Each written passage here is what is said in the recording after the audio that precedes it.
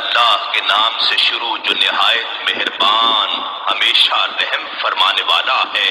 قل يا أيها الكافرون لا أعبد ما تعبدون ولا أنتم عابدون ما أعبد۔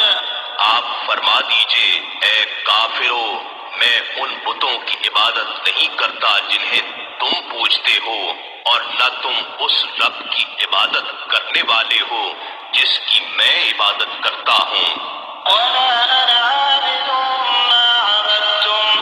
اور نہ ہی میں آئندہ کبھی ان کی عبادت کرنے والا ہوں جن بتوں کی تم پرستش کرتے ہو، ولا أنتم عابدون ما أعبد لكم دينكم ولي دين۔